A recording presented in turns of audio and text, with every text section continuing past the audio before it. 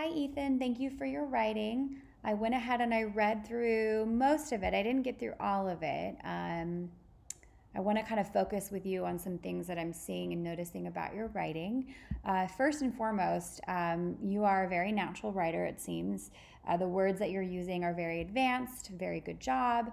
I love the dialogue you're giving, and the biggest thing that stood out with your dialogue is that you're giving description and detail within also providing movement in your within your dialogue. And the way that you strategically do this is with these descriptions here. I said with a big smile, Anish question. So instead of just saying he said, he asked, she said, she asked, you're kind of giving me a visual as to what each of your characters look like within their speech. So good job with that. I could really picture what's going on. Another thing that stood out, I love this description. The air was cool as the clouds started turning gray, but not gray enough to start raining. Love, love, love that. It really kind of gave that picture in my mind. So I kind of want to focus on one or two things that I think that different ways that we can improve the writing a little bit. One thing that I noticed is whenever we'll use this one as an example. This is going to focus on your use of commas. Whenever you start your sentence clause off. This is a simple sentence right here. I was very pleased with the results. Then you have your conjunction, and then you have another simple sentence right here. I put the dirt back and went to bed. Whenever you are joining two independent clauses together, when I say independent clauses, all I mean is these two sentence fragments could stand alone as their own sentence by itself. Like you wouldn't have to put this together in one sentence. You can use these independently, and it would make sense if we were to put them in their own sentence. When you're joining two independent clauses together with a conjunction, you always need to have a comma before your conjunction here, okay? So keep that in mind as you continue to write. I think we saw it up here somewhere else. I think it was right here. The air was cool as the clouds started turning gray.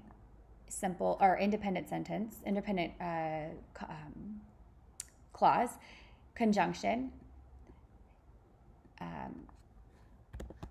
It was not gray enough to start raining. So if you were to make this a complete independent clause, you would need to have your comma before your conjunction here. So this could stand alone on its own. It was not gray enough to start raining.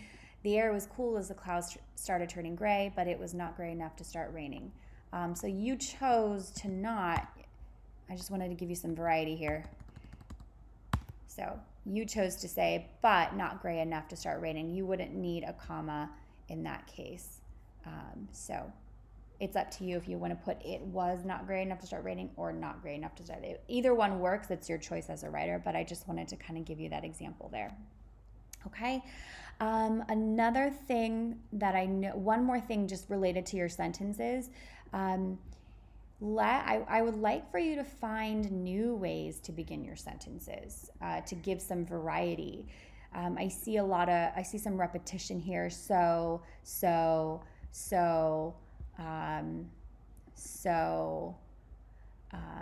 Find some new, so it's okay to say so in a sentence. It's totally fine, but try and mix it up a little bit. So instead of saying so, you could just take it out and say I added a lot of dirt with the water and it made a soggy but flexible mixture. Or you could keep so in there. Oops. Sorry.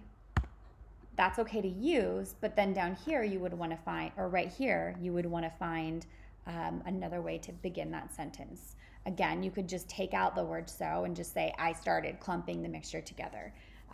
There's some improvement for you. Okay, so let's focus on maybe taking out some of these so's in your writing and mixing up the way that you begin your sentences. Okay, let's see. I like for you to go through and revise that. Make sure that you finish your piece. I don't think that you are finished. Your writing needs to have a beginning, middle, and an end. So conclude or come to a conclusion if you haven't done so already. Thanks, Ethan.